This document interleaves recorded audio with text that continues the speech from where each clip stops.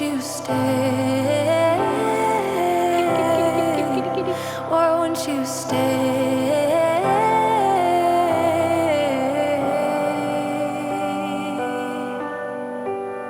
Won't you stay?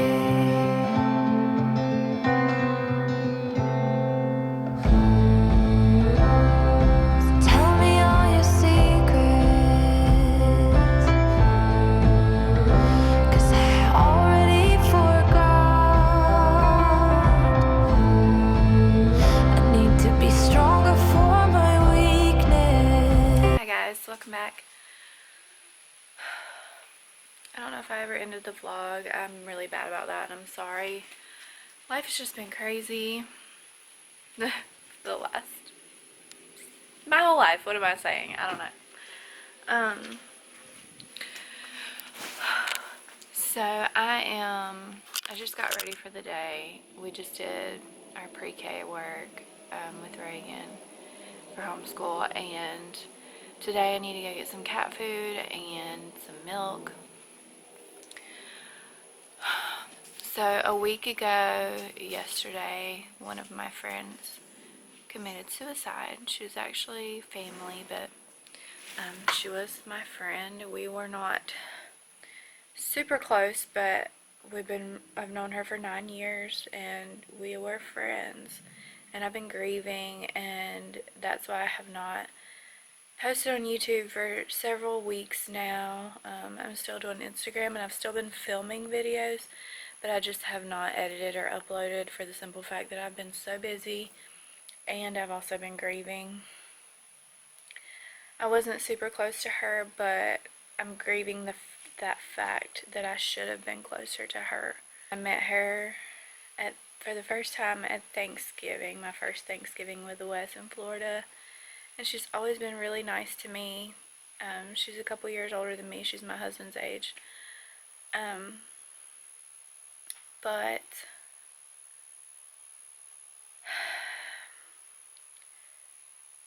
she moved to Georgia about 6 years ago, I think. And I moved to Georgia 9 years ago, almost 10 years ago. And I know how hard it was to move away from all your friends and family and everyone you've ever known. But I've always had kids since I've moved here. I've had my 11-year-old daughter, Briley. She's been with me this whole time, and I've had 2 kids and a miscarriage, and I've fostered kids since then. So I've always been pretty busy. I've also been a makeup artist, a YouTuber. I worked at a nursing home. I had my own in-home daycare. I was a Sunday school teacher for a while. I've done a lot of things, odd jobs, mainly babysitting or childcare related. So I do stay busy. I haven't always had a job or always had a full-time job while I've lived here, but I've always been really busy, and I've had something to do to keep my mind off of the loneliness of moving away from everyone and everything you've ever known. So I have had that luxury of always having something to do and something to keep me busy and my mind off of that. Now, that's not to say that I haven't been depressed and feeling lonely, but I've made friends here, and even though I don't see them that often really, because we all have kids and jobs and responsibilities, I do have a support system here now. And I'm feeling really guilty that I didn't give the same to her, because I have been her. I've moved away from everything and everyone I've ever known, and she did that 6 years ago. And in that 6 years, we have only we've hung out once a year at Family Day, which is a business thing for our husband. Both of our husbands work together. It's that one day a year, and then maybe 2 or 3 times here and there outside of that. And we've both said, hey, we need to get together on Facebook here and there, and we comment on each other's Facebooks and like pictures and things like that, but we haven't actually just hung out, just me and her. There was one time we went and got our nails done with my mother-in-law years ago when she first moved down here. We've been out to eat for business dinners for our husband's jobs. Sorry, I had to take Reagan to the potty.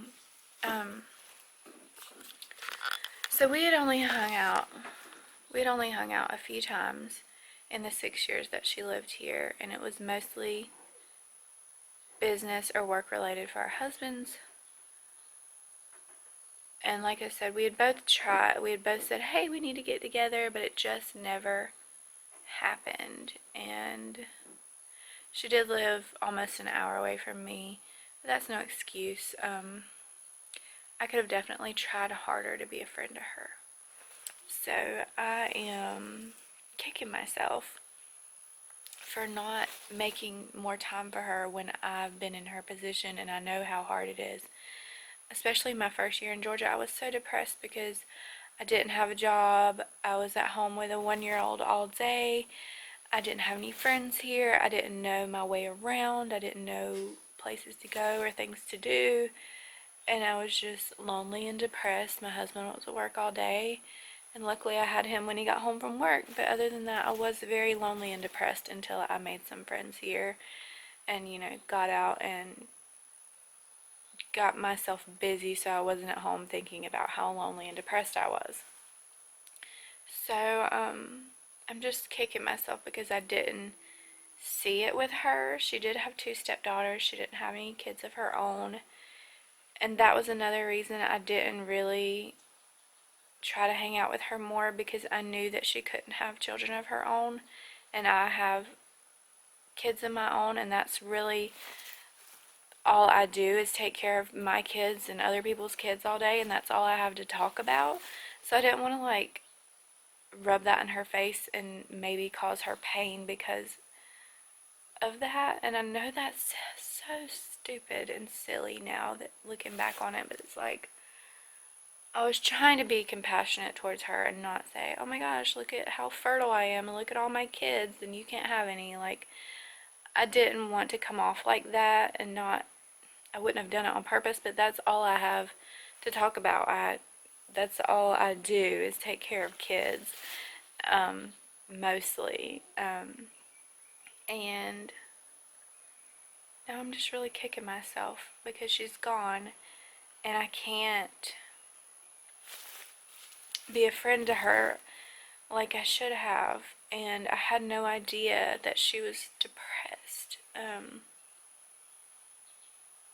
Facebook doesn't tell the whole story, even though she's posting happy, positive things on Facebook or just normal things. I had no idea the battle she was going through, and I'm really just kicking myself for it because I could have been there for her, and maybe she'd still be here. And not just saying I could have saved her, but I could have been a friend to her and maybe helped her through something that I've been through. And I don't know why I didn't think that maybe she was going through the same thing. So that's how I'm feeling. I've been grieving her death. My husband did go and end up helping my mother-in-law pack up her belongings and things, and I actually have all of her clothes. Her mother came and got some things, and her husband kept a few things, but I have everything else of her belongings in the back of my car right now. I'm getting ready to take it to the Christian Women's Center to donate it, and I'm really struggling. It's not even my stuff, but it's all that's left of her. All of her entire life is in the back of my car right now. And once it's gone, and it's just really hard. It's crazy how much stuff can, represent a person. And I'm gonna go through it and pick one thing to keep, but not to, wear her clothes or anything, but just something of hers to keep for myself, because she was my friend, even though we weren't super close like we could have and should have been. But sorry, my makeup's running. But I'm really just regretting not trying harder to be a friend to her, and saying, oh, we need to get together, and just not following through, because life does get busy. But I could have made time. I could have. and hindsight is 2020, and I'm just really struggling with that this week. And I just feel really bad that I didn't do more to be there for her, and that I had no idea what she was going through when I should have known, considering not being in her shoes before. So I'm struggling with that. So just keep me in your prayers, and especially keep her family and close friends in your prayers, because I know they're probably feeling the same or worse, because maybe some of them knew, or maybe some of them are feeling the same as I am. The day after it happened, we had just gotten back from North Carolina visiting our family there. Sorry, I'm just ruining my makeup today, but you know what? It's fine. Just, if there's someone in your life who you have been not ignoring, I would say, but someone who you're like, we need to get together, and you've said it a couple times, or maybe even just once, and you haven't followed through, block out some time in your schedule and make some time for them, because you never know what they may be going through, and you don't want to feel like this. If something were to happen, you don't want to feel like it could have been prevented, or you could have done more. You want to say, I did the most that I could to help, because I know that I didn't, and I'm really kicking myself for it. So, yeah, just please pray for her friends and family. I know they're all devastated, especially her husband and mother and stepdaughters and her closest friends. I'm not going to say their names, but God knows who they are. But the day after we got back from North Carolina, we actually heard about it when we were coming home. We got the call, and I was just in shock, like I couldn't believe it. But then it all started to make sense, because, you know, she didn't really have anyone here that I know of other than maybe her husband and neighbors.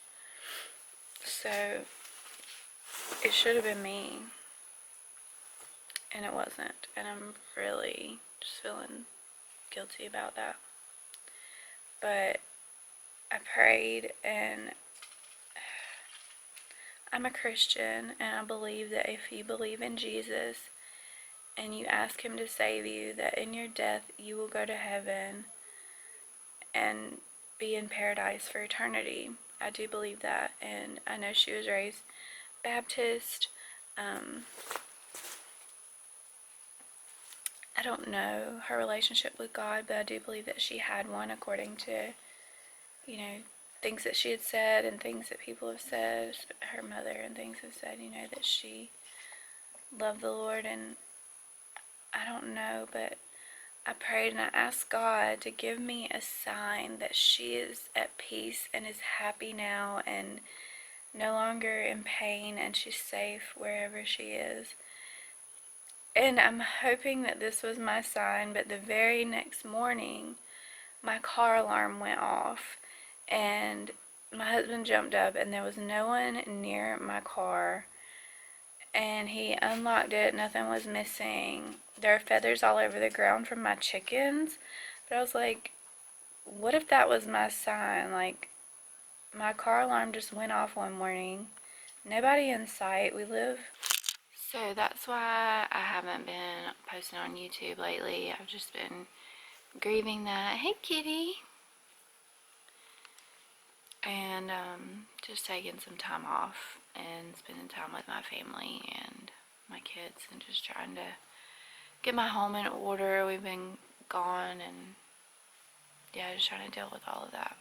So, hope you guys understand. I know you do, but just figured I would let you know. And I'd been watching 13 Reasons Why, which is a show based on suicide, based on a suicide, and it's a really great show. There's a lot of cussing and a lot of mature things on there, so I would not watch it with kids around, but it is, there's a lot of triggers too if you've been through any of that stuff. But it was a really great show, and I just think it odd that I've been watching that, and I should have maybe seen the signs, but I don't know.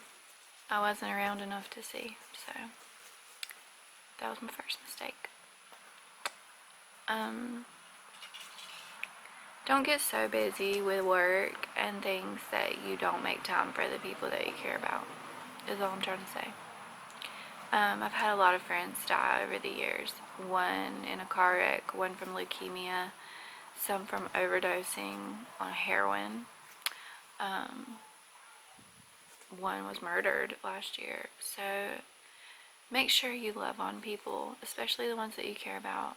Take time to let them know how much they mean to you and how much you love them and care about them. And we're not promised tomorrow. We all have an appointed time, some sooner than others. And just make sure you let people know how much you care about them so you don't feel the regret or have things left unsaid that you can't say to them until you see them again. Yeah, it stinks. So I just want my subscribers and anyone watching this to be reminded, because sometimes we do need reminders because life is busy, to make some time for the people you care about. Yeah, so thanks for watching, and thanks for listening and letting me vent. And just keep her family and friends in your prayers. Thank you. Bye. Decided to go to Disney on Ice? Yeah. It's not. Yeah. It's gonna be so much fun.